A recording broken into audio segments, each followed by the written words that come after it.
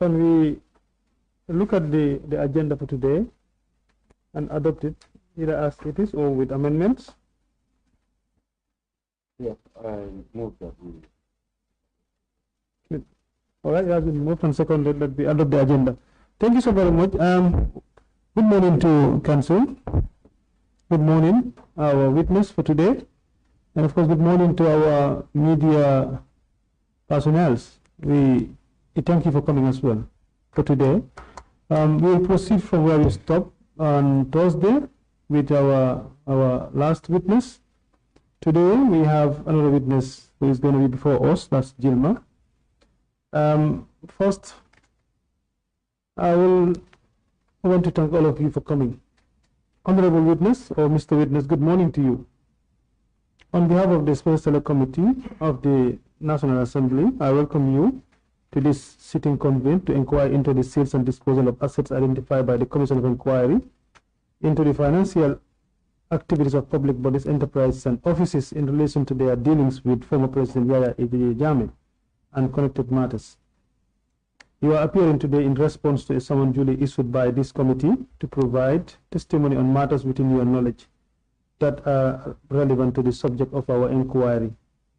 Please be reminded that you are appearing under oath and pursuant to the provisions of the 1997 Constitution of the Republic of the Gambia. It constitutes contempt of the National Assembly to knowingly withhold, misrepresent, or conceal any information relevant to the committee's work. Please be advised that in accordance with parliamentary privileges, or privilege rather, any statement or testimony you provide before this committee shall not be used against you in any court of law, except in cases of perjury. That is where it is proven that you knowingly and deliberately provided false information while under oath. You are therefore expected to cooperate fully and provide full, truthful, accurate, and complete response to the questions posed to you, whether by committee's legal counsel or by honorable members of this committee. The committee appreciates your response and expects your utmost candor and cooperation throughout this proceeding. Mr. Witness, let's first affirm the oath, Secretary, before we allow him to.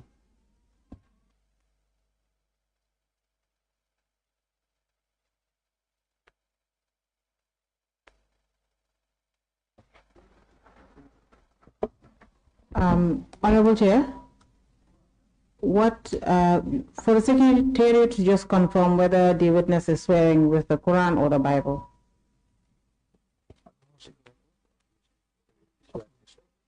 Or the witness wants to affirm?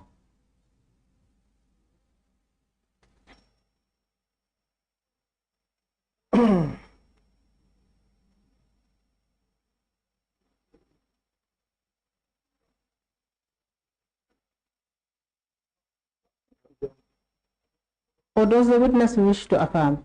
Yes. Okay, then we can proceed.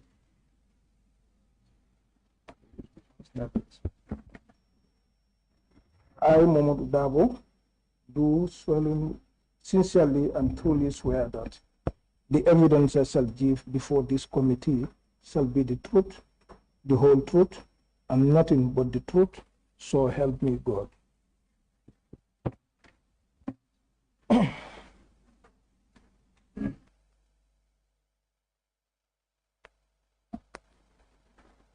Thank you. Mr. Witness, what's your name? Dawo. Yes. You are the Director General, Gambia Livestock Marketing Agency. Good. Mr. Dabo, you were written to in the past to appear for a statement taking. Did you receive that letter? Yes, I received the letter. And then you received another letter to appear for the public for the hearing. Yes. Did you appear for the statement taking? No. That was a mistake. What happened was that I received the first two letters, the one to produce documents and the other one for the investigators. Can you speak on the mic? No, sorry. I received two letters first. One to produce evidence, documents to Secretariat, and the other one to appear for the investigators. It was around the 15th, very close to the closing day, that we received another letter again telling us that we're supposed to come on the 21st. Unfortunately, we did not look into the contact. We just saw 21st, then we closed, and I also sent it to the board chair, telling him that now instead of 17th, it's 21st. So that being the case, I wrote an apology letter, because this was yesterday. One of your staff called me, said that we did not see you, did not appear. I said, well, the letter we received is on the 21st. He said, no, you should also appear on the 17th. That's the time I wrote the apology letter. The letter is here. I can also tender it. It was a mistake, definitely from the management, and we apologize. So you should have read the content of the letter sent to you, and then the dates mentioned in the letter are different. So do we take it that it's deliberate? No, From your end? No, it's not. It's not deliberate? It's not deliberate. That's why we wrote the apology letter. If you want, I can read it and submit it. Yes, go through it. Read it for us to hear. I said, okay, reference that is from Gilma, the Chairman Special Select Committee of the National Assembly, tasked to investigate the sales and disposal of assets of the former President, National Assembly Building, Banjul. Dear Mr. Chairman, apology. I am writing this letter to offer my sincere apologies for missing the team of investigators. This was due to the last letter received from the team with a new date, and I thought that it was shift to 21st July 2025 instead of 17th of July 2025, without looking at the content of the letter. Sir, I came to know that on Sunday when I received a call from a staff from the National Assembly. I understand the inconvenience and disappointment this may have caused you and the team. Please know that I am committed to ensuring that such errors do not occur in the future. Once again, I apologize for any inconvenience caused and appreciate your understanding and support during this time. Thank you for your time and consideration. Signed by Mamadou Dabo, Director General, copy to the Chairman, Gilma. All right, thank you. Before I accept your apology, I just wanted, I'm not going to quote on any provision of the law, but I think you should understand very well that this committee is very serious with what we are doing. And we don't want Gilma to be an obstacle to what this committee is doing. If your letter is written to your department, not your personality, but to the department that you are heading, the content of the letter are different completely, and the dates that you're supposed to appear were different completely. So we expect you to respect the decision of this committee. Whenever any letter that is sent to you regards for you to appear, please, we want your cooperation. We want you to appear and then, work with us, because what we are doing it for the Gambia. You are working for the Gambia as well. Nobody is working for him or herself with regards to this task given to us. So we are disappointed, I would say, but we were expecting that you were supposed to come today and then, give your testimony, and then we realized that you did not even give a statement, which was bad. I mean, all other witnesses were able to give their statement, and they came here, they testified, and they leave peacefully. So we expect the same thing from you. So please, we want your cooperation. And remember, there are provisions in the law. If you fail to appear for a statement taking again, that is something else for the committee. The committee will decide on that. And I think I definitely need to tell you that nobody should tell you what you're supposed to do as head of an institution operating in this country. Please. Thank you. So you can submit the apology letter as well for our file.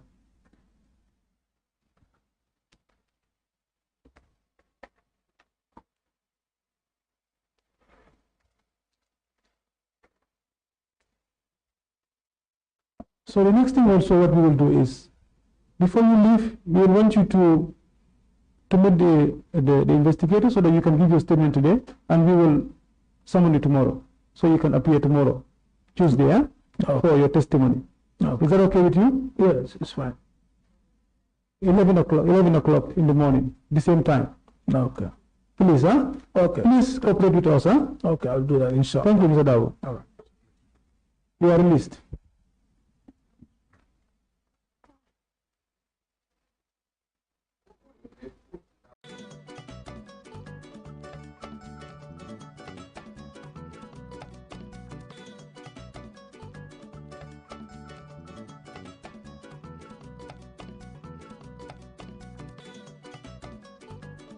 Before this committee shall not be used against you in any court of law, except in cases of perjury.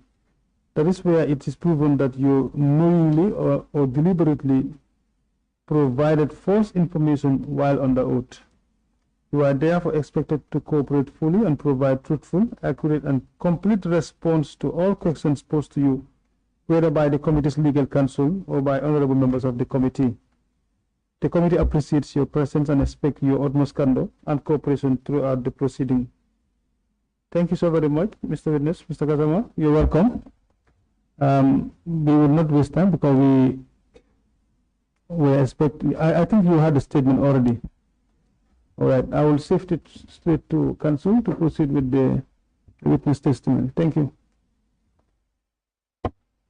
Thank you, Honorable Chair. If the Secretariat can administer the oath, please.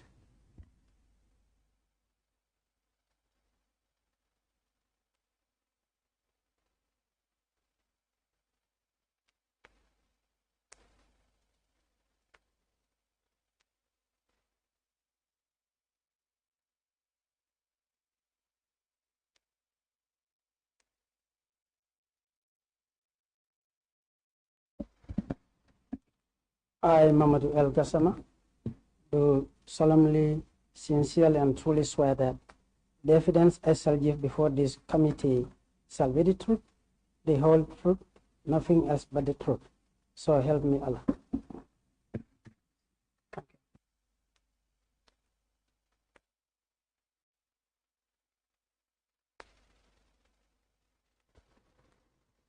Thank you, Mr. Witness. Can you please pull the mic closer to you and turn it on? Thank you. Please state your name, full name, and designation for the record. I am Mamadou El Gassama, Mamadou Lamin Gassama, Director of Department of Parks and Wildlife Management. Right. Thank you. Before we get into your testimony, please confirm the following for us.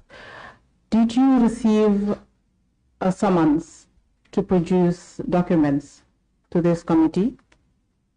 No. You did not receive any letter? I received a letter, but not to produce any document. Not to produce any document? No. Did you receive a summons asking you to come make a statement to the investigators? Yes. And a summons to come and testify? Yes, please. Thank you.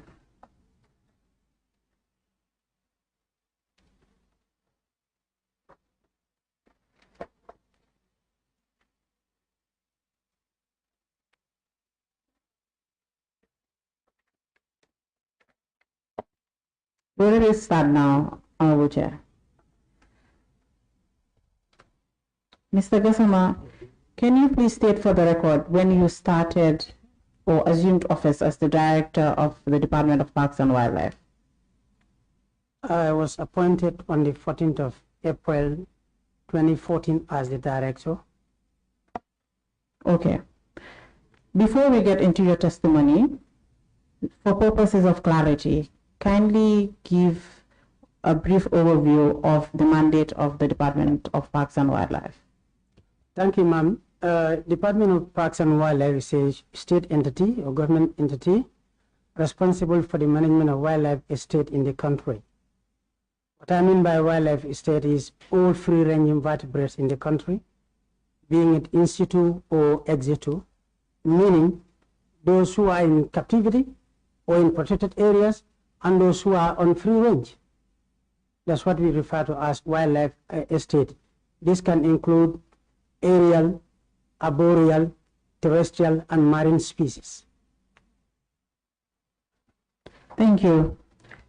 Mr. Kasama, as you are aware, you've been issued a summons to come and testify here before the Special Select Committee regarding the wildlife that was supposedly owned by the former president. Good. So, as you are aware, when the former president was ousted in July 2017, the government of the Gambia established a commission of inquiry to look into the assets of the former president, his family, and his associates. Prior to the establishment of the commission, the government took some measures to safeguard and preserve the assets of the former president prior to the investigations. And one of these efforts included instituting a suit at the High Court of the Gambia to preserve all assets, be it movable or immovable. In so doing, the High Court issued an order on the 22nd of May 2017. And amongst the orders sought by the government and also obtained was that all wildlife owned by the former president was to be vested in the custody and control of the Department of Parks and Wildlife. Are you aware of this court order? Thank you, Mom. Unfortunately, I wasn't aware of this order. I only had it there on Thursday when I met the investigators here. They told me an order was made, but unfortunately, we've never been given this order and we've not been informed. Very well. So since Thursday, did you make any effort to try to see whether this said order was ever served to the department or to your ministry? I checked with our records in the department, but unfortunately there was never any mail from ministry, neither from the ministry or from AG chambers to that effect. Very well. If the Secretariat can show the witness emoji 5A.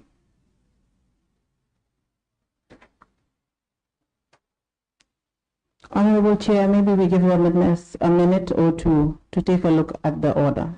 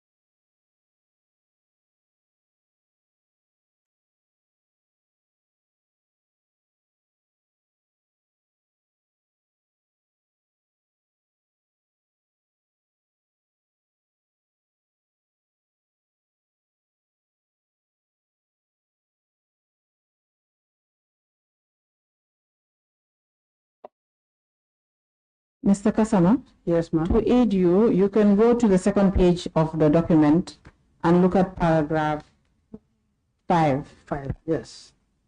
I've seen it, but unfortunately this is the first time I'm seeing this. Very well. We will get to the contents of that order.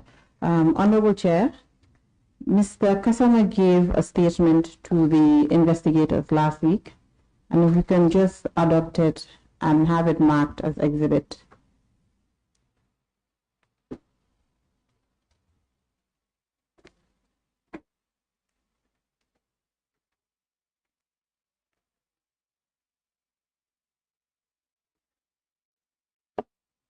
If you can mark it as DPW1.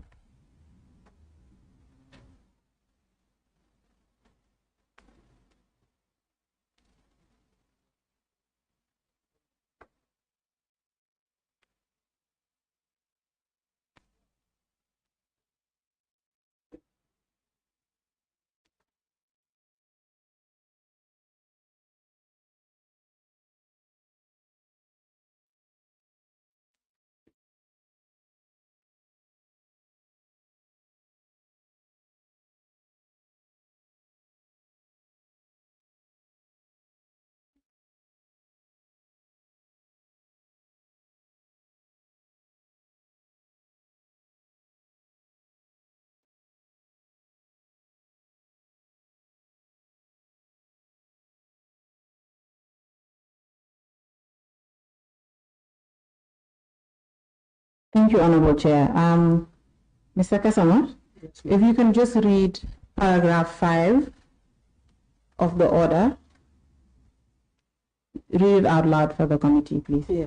That the wildlife and other animals held by or in possession or control of the respondent, his servant, agents, associate, and family members, or otherwise, howsoever be and are hereby seized pursuant to this order and are to be kept under the custody and control of the Gambia Wildlife Service pending the conclusion of the investigation initiated by the Attorney General.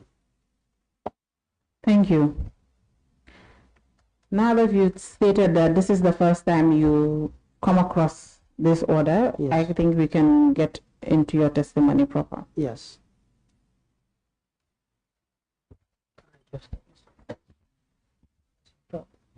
Can I take a shot of this, please?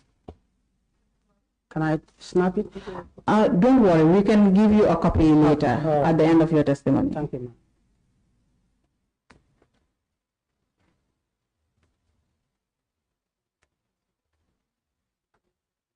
Okay.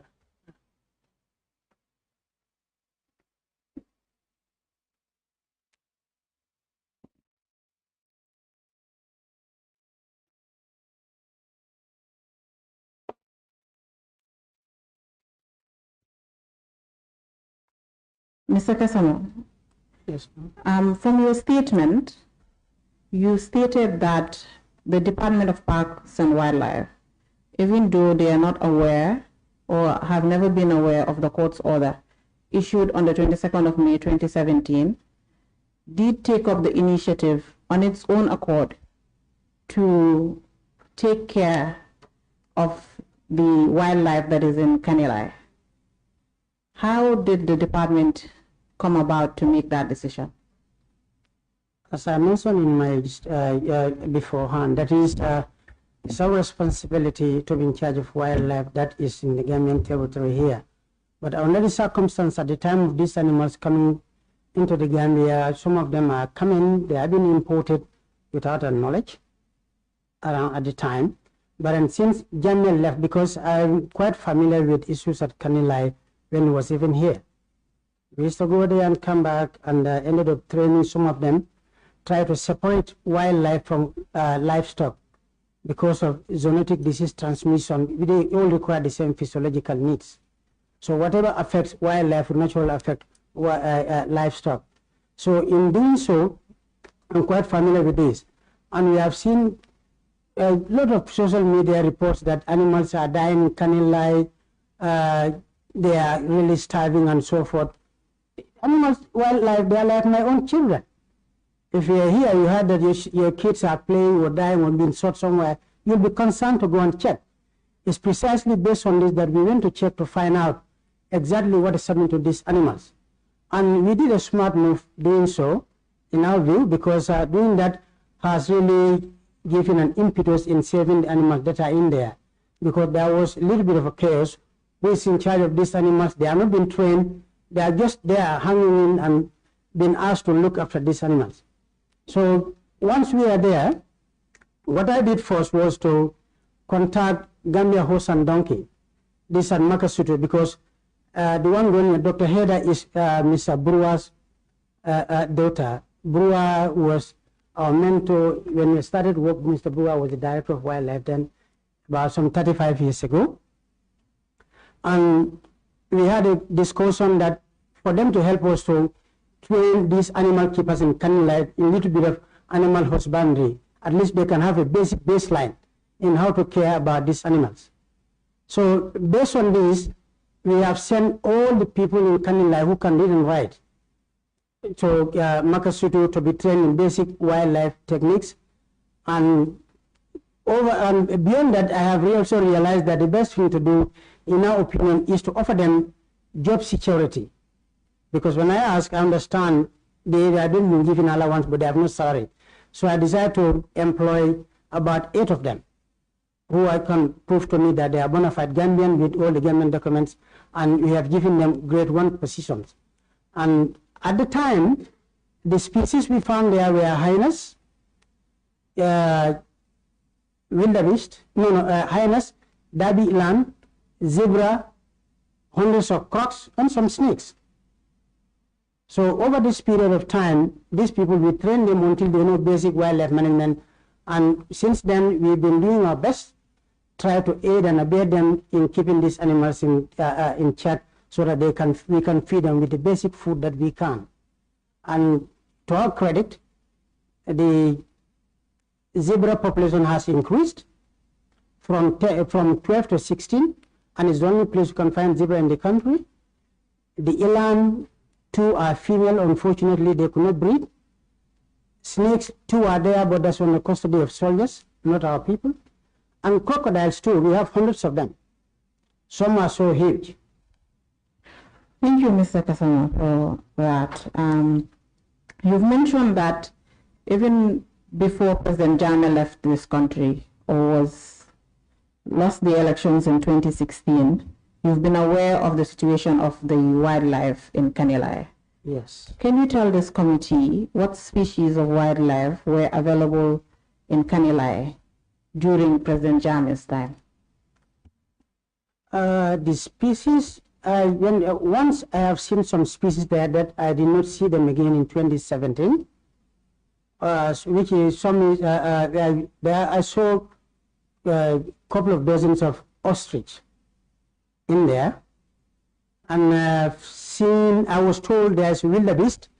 I have seen the tracks, but I have not physically identified or seen them. And I understand from rumors that there are other species in there. But basically, when JANNEH was leaving, or when he left, immediately when he left, these are the species that are in there. They are the same species that are still in there. Except the 2 hyenas were 5, then 2 died over this period of time. But the rest of other species are in there. So my question is, before JANNEH left the country, you said the department was aware of the wildlife that was available in Kanilai and that the department used to visit Kanilai occasionally. Whilst President JANNEH was still around, what species of wildlife were available apart from the ostrich and wildebeest? Aside, these are the zebra, derby eland, crocs. Those are the species that are still in there. By crocs, you mean crocodiles? Crocodiles, yeah. Thank you. I can identify 2 species of crocodile. They are all male crocodile, but some are they are exotic. They are not Gambian species. They can weigh close to a ton, and they can move me in 2 minutes. Then I'll be normal. They are very huge. They can be 22 foot long. They are very, very huge. Hopefully that never happens. They are still in there. Okay, so can you remember the number of each, like the ostriches, how many ostriches were around before the president left in 2016 and the other species? Unfortunately, we did not do any index counting of these species because our visits time to time are quite controlled. Access is a problem. Even if you go there, me with my position, I have seen quite a number of guys there, even the commander there, I was involved in training him in the military. But when you go there, access is a problem. Access was quite a challenge for us. And if you go there, you advise them do this, they will do something else, and you cannot argue with anybody. I think everyone knows the circumstances and the conditions under which we are operating around that time. Okay. Who was the commander at the time then? When JANNEH left, it was somebody I could not remember, but then immediately after that, Colonel Krubali was there, Ibrahim Krubali, that we relate to a lot. He has been very helpful for us looking at that animal. But we've been dealing with Savage, we've been dealing with quite a number of guys who were there. Are they still there? No. Because I think they keep on changing camp commanders quite often. Those we know, there's somebody there who has been there. I've never met him, but my guys will tell me he's still there, called Pahali, who has been dealing with the local staff on the ground. Sorry, can you state the name again? I think it's Pahali. Pahali. Pahali, whether it's a major or captain, I don't know what his rank is. Thank you. So after the change of government in 2017, When did the Department of Parks and Wildlife visit Kanilai to take stock of or inventory of the wildlife available there? We have taken stock of the species that are countable, that we can physically count. But for crocodiles, we cannot count them, but we know they are in hundreds because they are difficult to count. We do count, sample counting, we extrapolate that sample. But then what we can count, what we counted was zebra, was there fixed. Eland, still the same pair. Crocs, hyena, the type of species we have called kurkuta, these are spotted hyenas. We count them, they are physically verifiable, they are in captivity, and so forth. For zebras, until now, and Dabi Eland are not in captivity in a small comma, but they are within the general area of the park, because the whole Kanilai Game Park is fenced. The crocs are in 3 pools, and they are still in the same 3 pools. When was the last time the department conducted an inventory of the wildlife?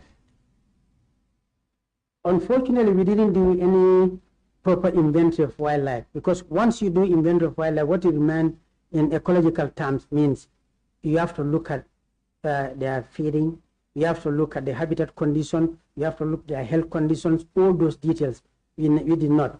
We only physically identify these animals are here, these the species who are here, then we can identify, we count them. But we didn't do any census or any inventory of these species per se. Does that mean that the department does not have accurate figures of the wildlife in Kanilai? No, we would say no. Okay. Yeah. So according to your statement, paragraph 8, bullet point 2, do you have a copy of your statement? Yes, I do. Okay. Are you on that page? Yes, please. You said there are 16 zebras now. Yes. As opposed to when you started caring for them, there were 12. Yes.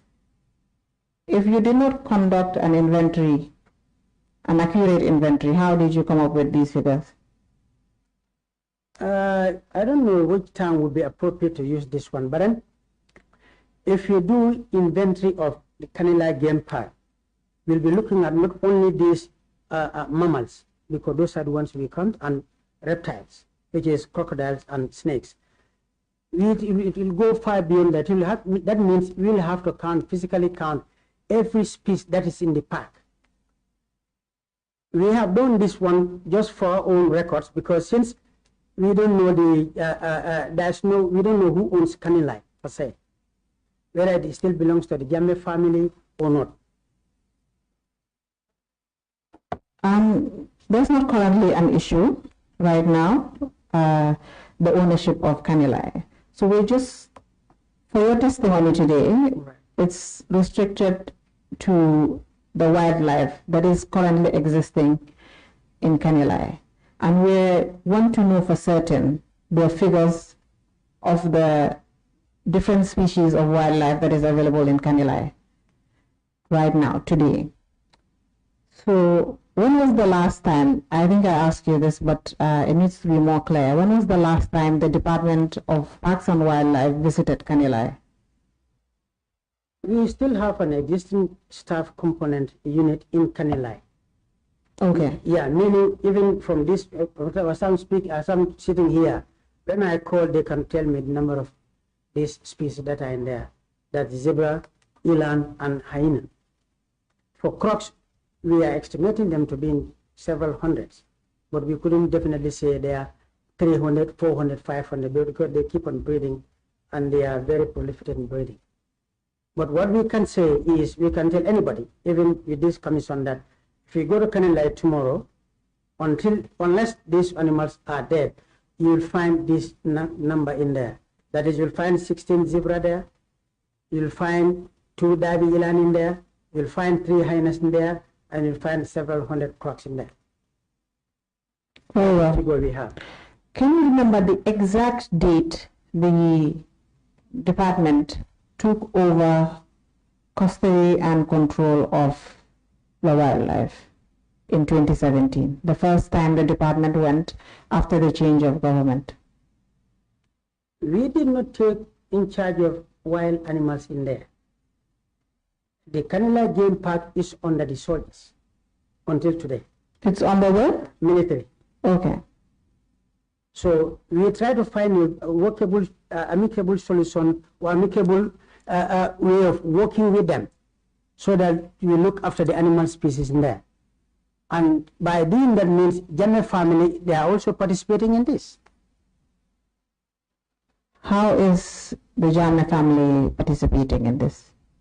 Sometimes if we have carcass animals somewhere that we need a vehicle to go and pick that animal to come and feed them, we normally seek help from JANNEH's elder brother in there, Araba JANNEH. When you say in there, where do you mean? I mean, in the facility of Kanila Game Park. So this Araba JANNEH is staying at the game park? Yes, where these animals are, that's why he's staying. Thank you.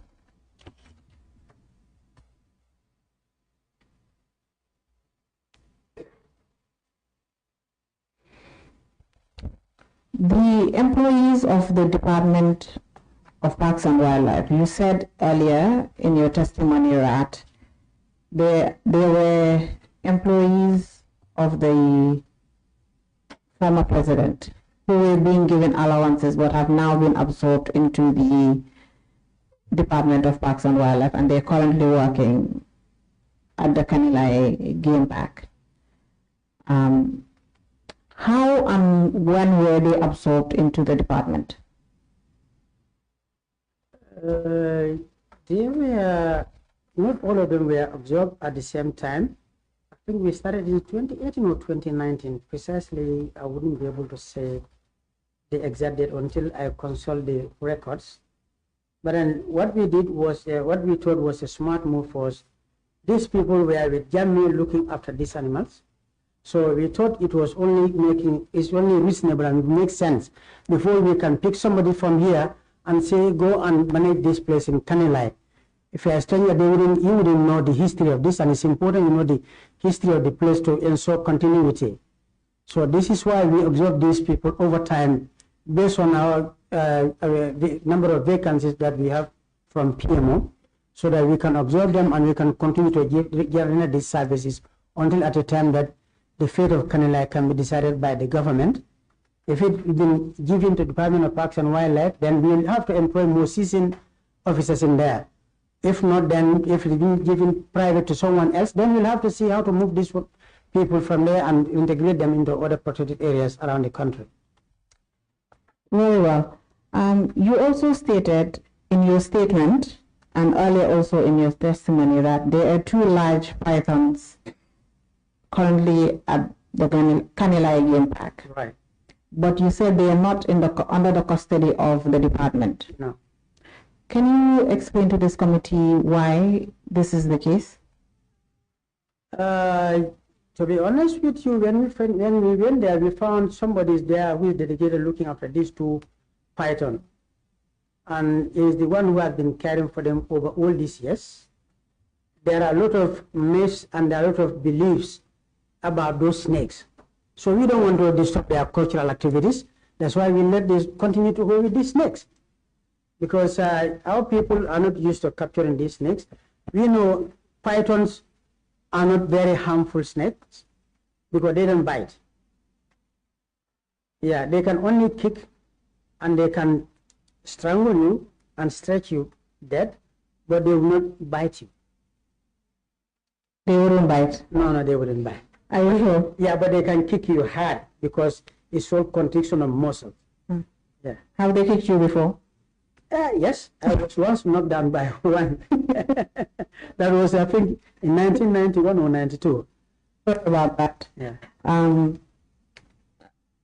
When you were stating the functions and mandate of the Department of Parks and Wildlife, right, you did state that it's partly to manage wildlife in the country of different species, right? Right. So why is it that, I understand you said that there are cultural beliefs surrounding these two pythons at Kanilai, Yes. But it seems to me that these two pythons also fall under the mandate of the Department of Parks and Wildlife. Yes. So why hasn't the department taken a responsibility for these pythons? That's an important question. In game management, sometimes we take into account of the cultural beliefs of other people who have something to do with wildlife. Because if Sorry, Mr. Kasama, can you pull the mic closer to you or maybe move your chair? Yes. yeah, I'm saying Thank you. the cultural value or artistic value of wildlife is important in game management, because sometimes you don't want to upset the balance of game management, because wildlife management is all about human exploitation or human use of wildlife. That is important. But to be honest, with these two pythons, I have catch one myself. I don't know if I have it in my phone here, that it coils over here and it coils over on my chest. But then what they do with this, whatever spiritual things they do with this, I wouldn't know, and I don't know. So we don't want to offset that balance. If the game park is 100% returned to us, the game park is 100% returned to us, two things we may do. We may end up moving these animals. When we talk to the family, they cede it to us. We can either come and raise them back in Abuko Nature Reserve, or we can take them to snake farming in Katong for public viewing. Very well. Earlier you mentioned, again, I'm going back to the 8, did you call them rangers? The 8 employees? Yes. Yes, the 8 rangers that the department absorbed. Right. Did the department ever think about absorbing these, did you say 2 gentlemen that are taking care of the pythons? No, it's one. One, yes. It's a serving military, it's a serving soldier. He's a serving soldier? Yes. Do you know his name? No. Okay. That's a local name, I don't know his name yet. All right. But did the department ever try to find a way to absorb this soldier into its, as an employee of the department, so that they can have, so the department can supervise and have a say in how the pythons are being cared for? No, ma'am, we never tried one, because one classical example is the crocodile pool in Bakau. Those are semi-wild crocodiles. I was born in Bakau, and I found those crocs there. Likewise, even my mom was born there, she found these crocs in there. But there's a family that looks after those crocs in there. So similarly, I think the same thing may happen here. Like in Abuko Nature Reserve, the pool there, it belonged to a particular family in Lameng called the Jinde family. They believe there was Ninkinanka there in historical days. This is why the pool was there. It was never dried up. Water from that place was the water that was feeding Gambia before, around the Greater Banjul area here. That's why they call pipeline, because the pipe was shipping water from pool in Abuko. So similarly, these are cultural things that we don't just offset. Sometimes people of Lameng come and do idol worshipping in Abuko Nature Reserve, but we need them to go and make their prayers. But for me, I'm a Jahanga, I don't do that. I have nothing to do with those things. So these are the things that we don't want to offset that balance. If you do, sometimes you may end up creating some things that you may not like. I see. Thank you for that history lesson, by the way. So can we go to paragraph 10 of your statement? Right. In that paragraph, you've mentioned a budget for the Kanilai Game Park and for Abuko Nature Reserve as well. Does that budget cover the pythons as well? No, unfortunately, I think it was not properly drafted. What I mentioned here is my monthly allocation from Ministry of Finance to Department of Parks and Wildlife Management. So it's out of our benevolent that we sometimes zip some of our animal feed to help Kanilai. We don't have any budget for Kanilai. We have no allocation for Kanilai, unfortunately. Okay, so this $550,000 is for the whole department? It's for the whole department a month. From January until now is what I've been allocated, including this month. I've been given this lot. And sometimes when you buy animal feed for every other month, that is, if I buy in January, I will have to leave February and March. But then we also devise some means of picking up carcasses. That is, if wherever we can find dead animals, we'll come and feed hyenas with that. Because it's expensive to keep animals in captivity. For example, we have about over a dozen hyenas in Nabucco. In monetary terms, feeding them in a year would be little more than $10 million. That is, a hyena would consume about 5 kg of raw meat, fresh or rotten, a day. If you buy that one at $285 per kilo, multiply that by 5, by 30, by 360 would give you something like over $10 million. But what we are doing, we are relying on feasibility from other sources too. When Food Safety or National Environment Agency condemn some chicken from here, we liaise with them to this condemned chicken, then we transport them to Kanilai to feed these crocs, because hyenas don't eat chicken. But this has also some drawbacks. I think you are aware last year or year before, Mankajang was talking about locking up Director of Parks and Wildlife Management because some condemned chicken was brought to Abuko, at least for transporting, or not transporting to Kanilai. So we've been invaded by communities who are zipping this and crates of these chicken legs from us and go and sell it. So similarly, when you go to Kanilai, probably this will be off the cuff. If with your permission, Mr. Chair, if you don't take note of what I'm going to say. Yeah? You're on camera and then the whole host is sitting down here. No, sorry. If there is something not for the public, yeah, we can wait later, you can tell us. Yeah, okay, that's fine. That's fine. But this is what we are doing, at least, which is also good in helping to maintain this animal, because JANNEH was a powerful person and he has a lot of resources, but for us we don't have any resources. So feeding these crocs is a challenge. Over 500 or maybe over 400 crocodiles, keeping them on daily basis is difficult. But even in the wild, not every day that you feed. Sometimes it may take you 3-4 days for these animals to get food to eat. And to eat to satisfaction is always a challenge. Even like us at home, sometimes feeding every mouth in your household, it is always a problem. So this is a challenge for us.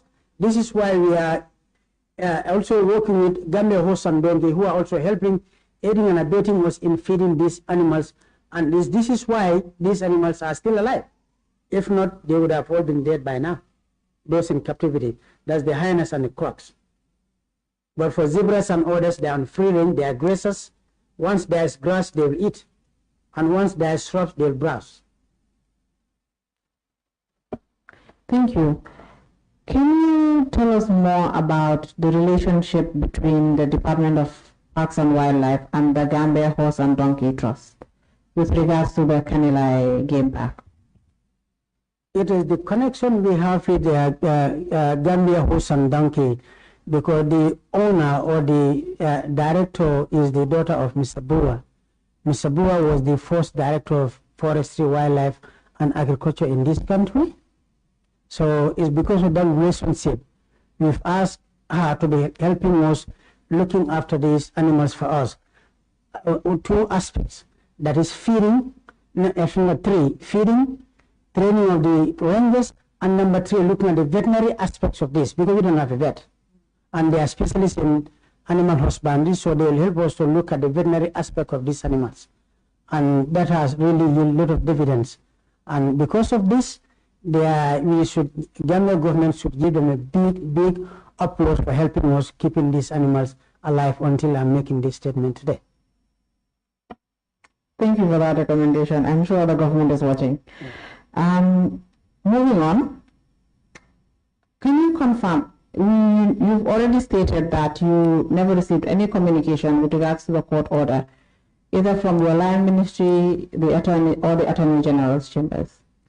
After the establishment of the commission, was there at any point where the commission contacted the department regarding the wildlife? No, ma'am, nobody ever contacted us from the JANNEH Commission. From your statement, sorry, before we move to, I want to guide you to a paragraph in your statement, but before we move to that, since 2017, has any personnel or any official from the government of the Gambia kept in touch with the department with regards to the wildlife to seek for information, updates, or anything? No, except TRRC.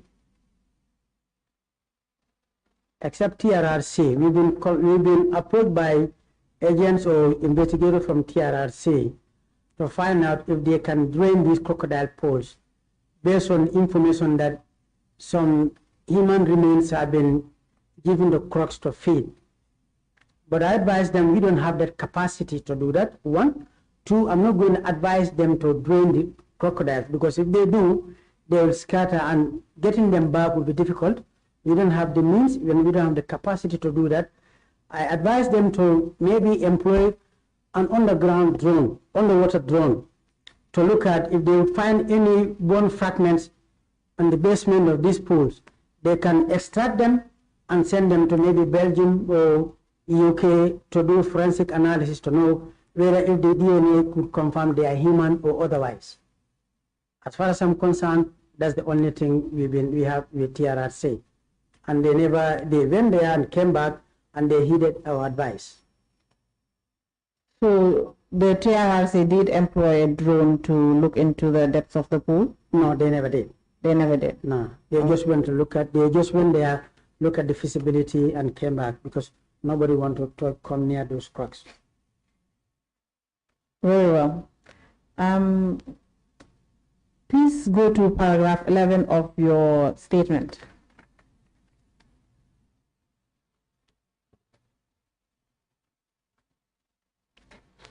Are you there? Yes. Within the paragraph, you stated that soldiers collect visitor fees, but the department has no involvement in the revenue collection process. Yeah, that's correct. How did the department learn about this? Yeah, this is based on our staff on the ground there. Since we don't have any ownership of the place, we cannot do any revenue collection from the place, because if you do, we would have asked the accountant general to issue us tickets, and we'll be selling those tickets in there. But since we don't know who owns the canning light, the ownership has not been decided, or not to our knowledge, so we are constrained to do that, to collect any revenue on behalf of the department or government of the Gambia. Has this ever been communicated to your line ministry? That regarding the ownership of the game park, but as well as the collection of fees? The collection of fees was never communicated to our line ministry, but we've been subsequently been discussing this at the senior management level for the ministry to take up this matter with Attorney General to establish the ownership of Kanilai, so that whether we can enter into a form of PPP, that's the public-private partnership with private investors in managing Kanilai.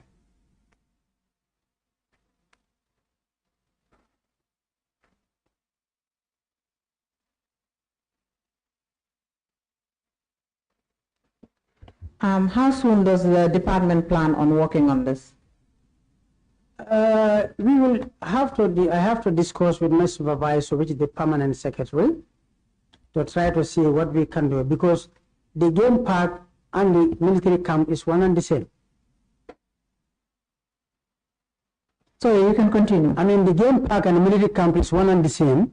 So that may require interministerial committee try to establish and see what is the way forward for Kanilai Game Park, either to separate it from the military camp or otherwise.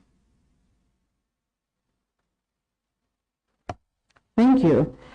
Mr. Kasama, I don't know whether you've been following the sittings of this committee, but our third witness, Mr. Kurang, was the secretary to the JANNEH Commission, and the commission had taken the initiative to visit different sites where assets of the former president are, and that included Kanilai. Right. According to Mr. Kurang, from his numerous visits to Kanilai, the only wildlife that he has come across was one hyena. No zebras, and of course the crocodile pool was there, but also not this Derby eland that is mentioned in your statement. The commission started its visits to the Kanilai Game Park in 2017. So can you please provide some clarity as to why this is the case, and is it possible that one can visit Kanilai and not find the zebras and the Derby eland? Yeah, as I mentioned earlier on, those in captivity, like the hyenas, if he goes to the hyenas, then he would have seen the hyenas in there, because they are still there, and they were there since JANNEH left. So I don't know why or how he came to miss about that. And the Derby eland and the zebras are in the free range in the park proper. They are there and they are still there. Even if you go there tomorrow, you'll find them there. So if the committee decides to take a visit, we will find 3 hyenas, we will find 2 Derby elands and 16 zebras. Yeah, even if you want to go there tomorrow, you'll find them. Very well. Mr. Kasama, is there a possibility that there are wild animals that escaped the game park before the Department of Parks and Wildlife took over custody of the animals? I cannot say anything on that because I have no information on that. Very well. So since 2017, there has only been 2 pythons. Yes, they never breed. They never breed. Yeah, unfortunately, because sometimes wild animals, if you constrain their environment, that will have an environmental effect on them. Naturally, they will not breed. And if the species are subspecies of one another, they may not be able to mate. Well, thank you very much for all the information that you've given us here. Honorable Chair, that is all from the legal team.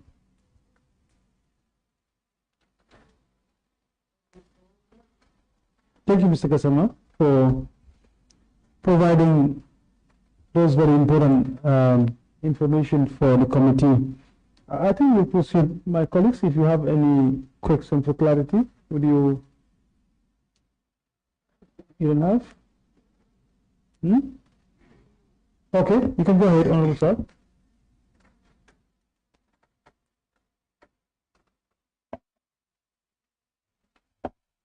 Thank you very much, Mr. Kasama. I only have a few things that I want clarity on. That's number 5. I don't know any venue of or park that has wild animals belonging to the former President Jammeh. Can you please explain, because it's like you mentioned that you are grabbing hyenas and other animals that are of importance, but you are saying that you have no venue also. What's happened? What's the problem? Can you explain more? No, what we mean by that in my statement, this is only Kanilai Game Park where Jammeh had animals and keeping animals there. So other than that, there's no other place in the country where I authoritatively know Jammeh was keeping wild animals. That's what I meant by that was the only venue where wild animals are kept by Jammeh. And the other thing, issue of ownership. In regards to the issue of ownership, you mentioned that up till now you don't identify or qualify who owns the park.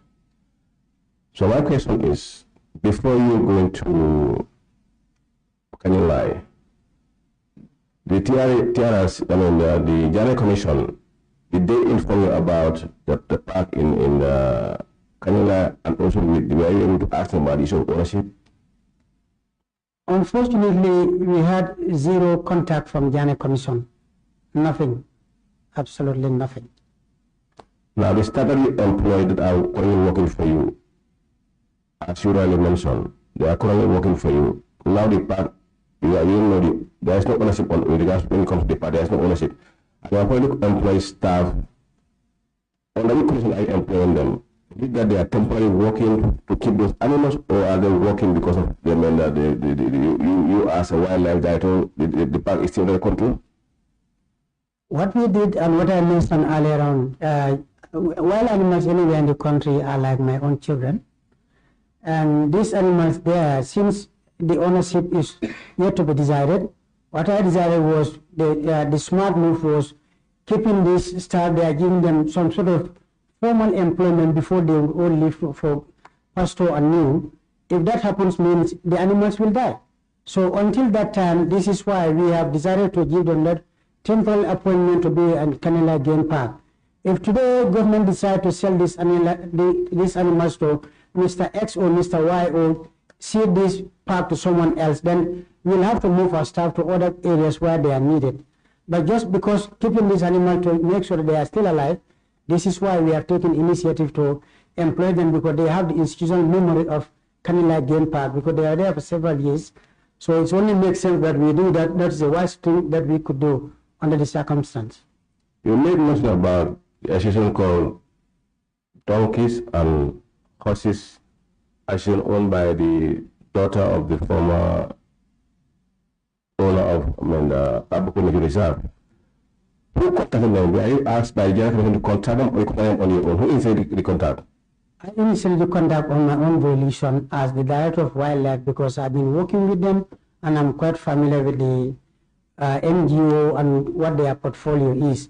And precisely based on this, that's why I've used my direct connection to contact them to help us to train and to provide these animals with veterinary services, because that's important.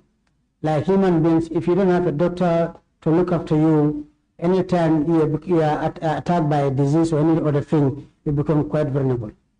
So it's correct that you came up with the idea, not the commission? No. The commission, I've seen someone's testimony. Exactly. Yeah, that's inaccurate. This is why I'm asking, because someone testified here that they contacted them for them to assist them. So which is why I'm bringing the question back to you, whether you are the one who initiated everything, not them. I think that was an inaccurate information from the commission. I contacted them. In fact, the people who they train, two of them stayed with the horse and donkey. Probably they offer better incentive than us. They are still employed with horse and donkey. But all those who I was able to persuade to return after their basic training in animal husbandry are still with us. So it was not the commission, it is Department of Parks and Wildlife and my humble self who contacted horse and donkey. And when it comes to the issue of collecting fees, on whose behalf are they collecting these fees for? To be honest, I don't know. Thank you, Chair. Thank you. Thank you. Honorable. Yes. Thank you, Chair. Thank you, Mr. Kasano. My question would begin with paragraph M of your statement.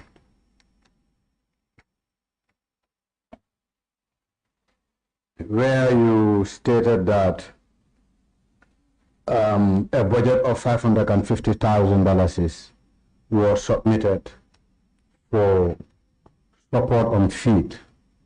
However, you were only able to receive $250,000 to feed the animals for a period of 1 month.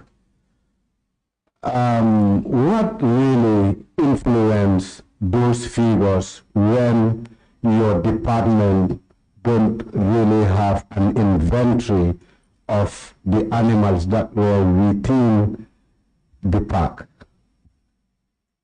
Thank you, Honorable. I think I need to do a little bit more on this for you to understand what exactly I meant.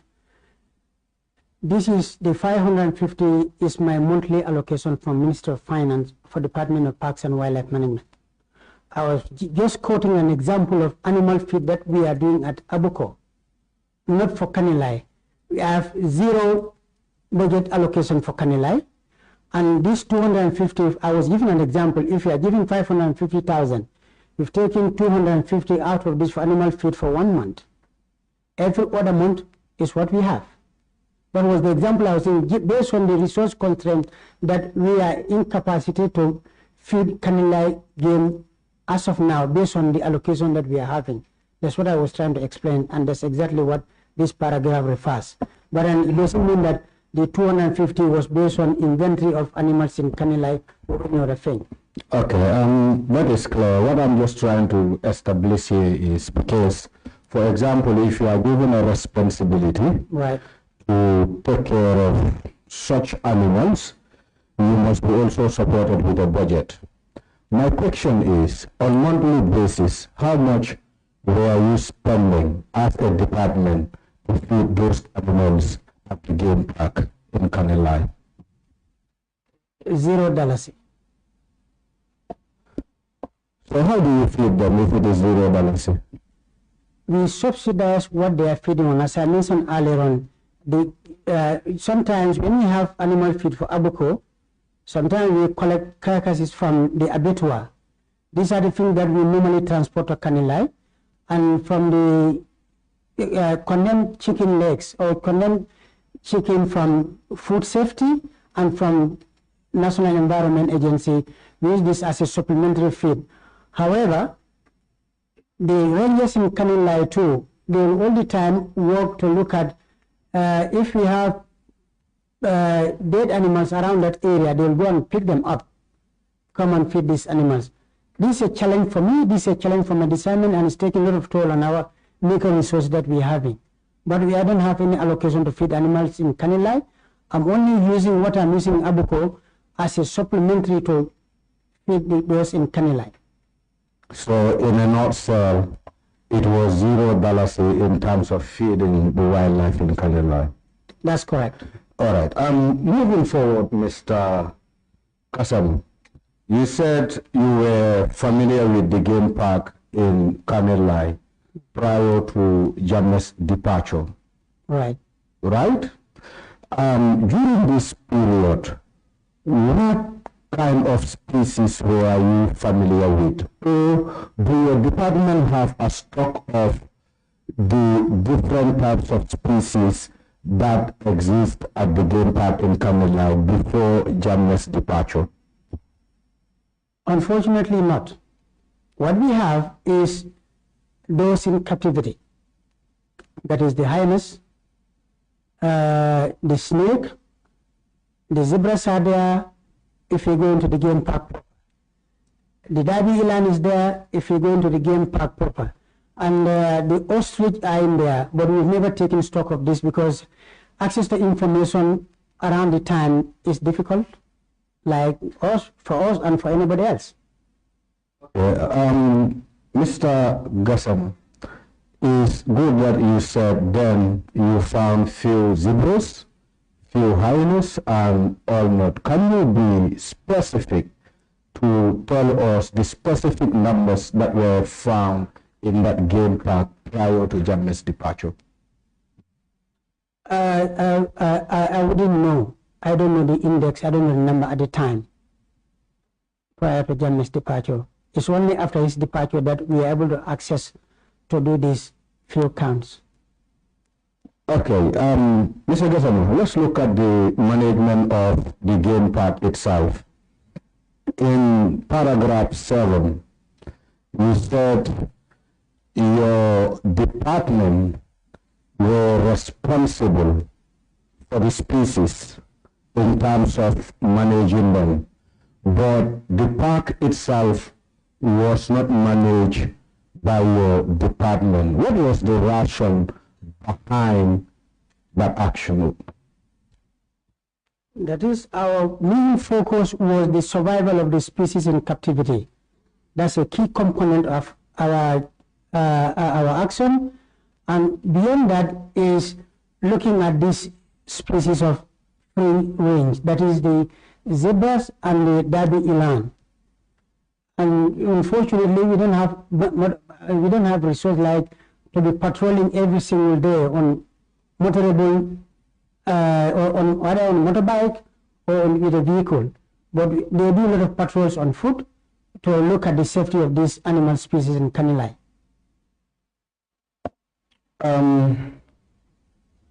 Mr. Kasam,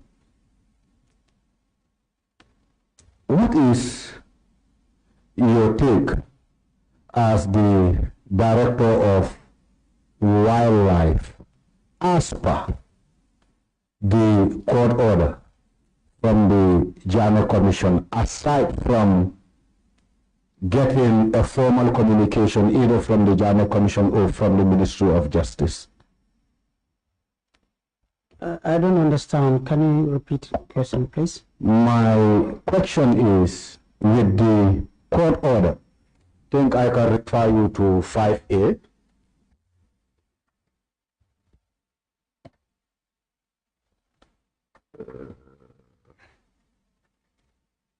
Your Ministry of Justice, 5A.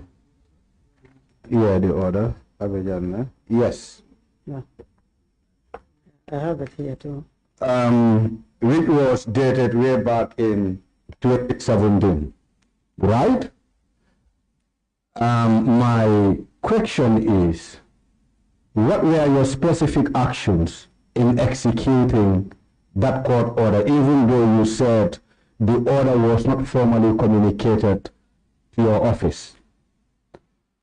Let's assume, since it wasn't communicated to your office, were you privileged to know from anywhere as to what the court order stated or linking your department to the court order in terms of managing the species at the game park in Kanilai?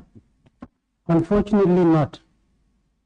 I wish we had the court order formally or communicated to us, then it would have been a different ball game by now. But unfortunately, we never received any court order. We were never aware of any court order from relating to this paragraph 5 you're talking about.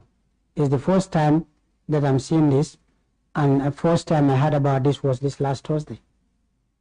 That will lead me to another question which may not have any connection to the wildlife we're talking about, because I think I was privileged to 1 or 2 communications with regards to Tanje Bird Reserve.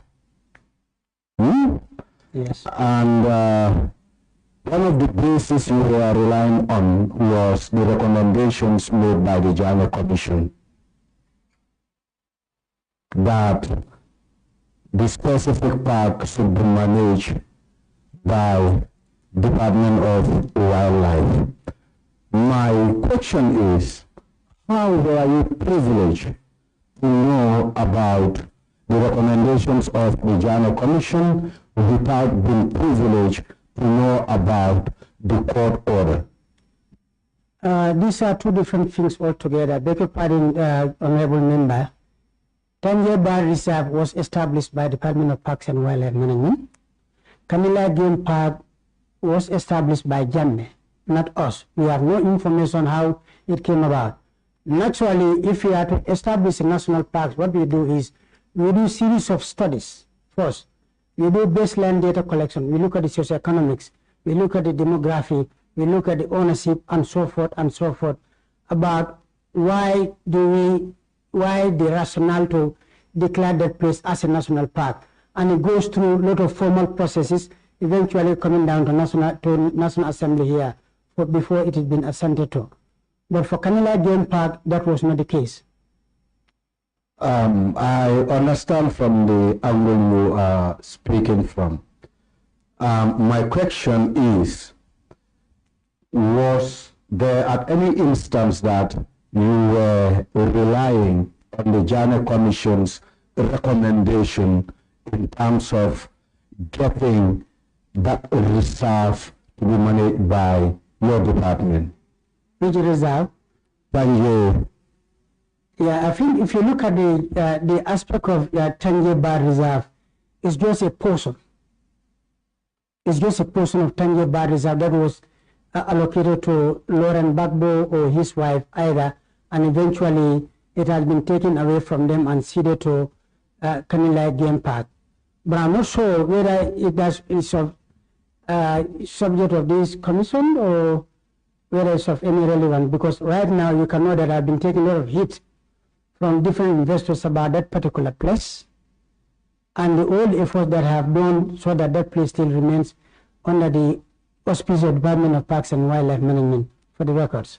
What I'm trying to establish here is, are you telling us that you have no interest on Tanje Reserve than Kanilai Game Park as instructed by the court orders? I've not seen any court orders to Kanilai Game Park, but Tanje is our property there. It has not been taken away, just a portion was taken away and the portion was returned, was asked to be returned to us. So that is the difference between the two. A very final one and a very short one, and that will lead us to paragraph 4. And I read with your permission, Chair. You said, nevertheless, my office has made repeated requests for clarification on the legal status of Kanilai Game Park, which have gone unanswered, likely due to political sensitivity surrounding the matter. Thus, without legal clarity, we are unable to conduct a full and proper inventory of the park. You know, as a parliament, we cannot speculate. So as such, my question is, do you have evidence of these communications at your disposal, seeking for clarity? This is, we've done this one at the level of our ministry because, you know, under the law, I'm constrained to be writing to Attorney General's chambers asking clarity on this. I have to do it through my parent ministry, and they will formally communicate this one to the Attorney General. We have discussed this one at a senior management level at the ministry for us to get clarity on Kanilai in moving forward, because it's important. Some investors, some people will say they'll be interested in managing that game park. But we've been mentioned this, I think in 2017, 2018, up to around 2019 about this, but still you couldn't get anything clear on Kanilai Game Park. Yeah, Mr. Kasama, you know, if you look at your statement, you have been very straightforward here by saying my office has made. So as such, we will expect you to provide this committee with evidence of communication with regards to this subject matter. That will help, whether it was done by the ministry or so, but as long as you sat in a management committee where such is discussed, it will be prudent or important to the committee if we can have minutes of that meeting, and if possible, the letters that were sent in seeking clarity. Chair, with your permission, please. Consult the minutes of those meetings, and if I see one, certainly I'll provide this. I'll be happy to provide this committee with. All right, thank you so very much. Thank you, Mr. Kasama. Council, do you have any further thing to clarify before? Yes, Honorable Chair, just two more questions. Mr. Kasama, in your testimony, you mentioned that prior to, you mentioned that when President JANNEH was around, there were ostriches at Kanilai. But then after he left, you did not find these ostriches there anymore. Do you know what happened to these animals? Unfortunately, no, ma'am. Did the department ever try to investigate to find out what happened to them? We never did, to be honest. Okay. Part of the mandate of this committee is to make recommendations on how to remedy the aftermath of the JANNEH Commission, and as well as to make preventative measures. So therefore, we would like to solicit from you information as to how the Department of Parks and Wildlife can be supported, but also if there's any documentation, any information you believe that will be relevant to the work of this committee, we implore you to submit same to the records department of the National Assembly, addressed to the clerk or the chair of the committee.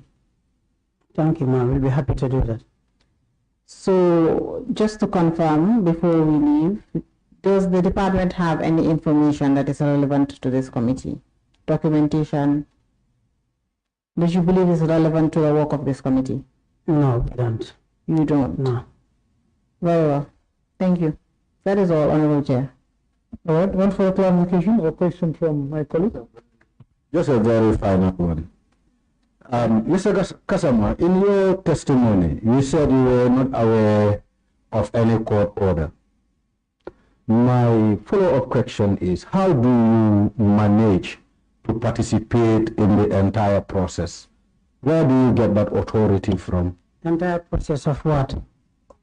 Of managing the wildlife at the game park in Kanilai. Because you did mention that you have some of your staffs working there. I don't know, maybe from the beginning whether you are around or you are not following me up properly. What I said was, when I heard that the animals, some animals are having issues of feeding their staff in Kanilai, I have taken it upon myself as the Director of Parks and Wildlife because I see these animals as my own children. I went there to check and see, to confirm what is happening, and it's based on this that I have contacted, first I've contacted Horse and Donkey to be helping us to look after these animals because they are hopeless. There was nobody who was feeding them, and where are they getting feed from? To establish that one, we've tried to establish the little food that we can get. The Horse and Donkey deals with donkeys and so forth and so forth. So anytime we have carcass there, and from our end, these are the pieces that we put together, we provide transport, fuel, and take it to keep these animals. But since I know that this may be a long process because it involves legal issues, and legal issues take a lot of time to settle, then I have decided that the smartest move was we look at how many people we are looking after these animals. We try to establish the one first. Yeah, I think I got my answer. It's not about whether I was here or not. What I'm trying to clarify here, which you have given us, that is to say, your participation, that is your department participation at the game park in Canela was on a personal discretion. Yes. Not influenced by the court order. No, no. Thank you. Thank you. Thank you, Mr. Gasami, for coming. I have no questions for you today.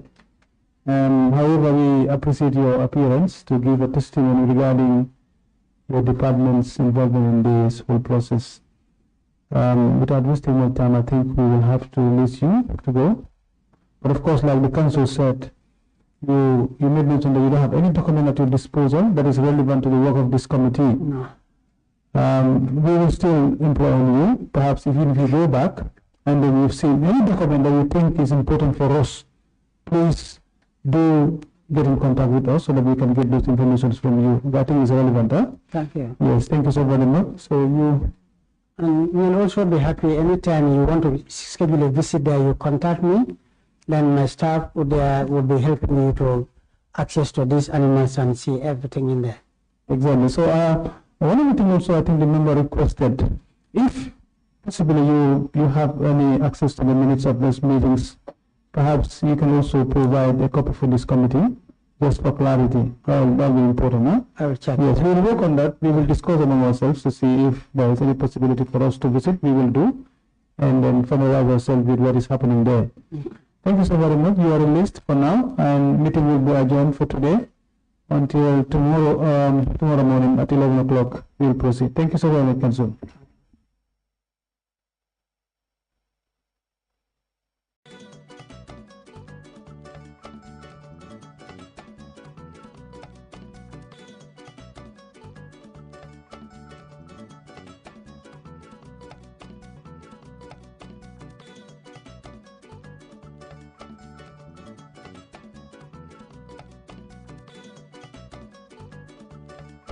you.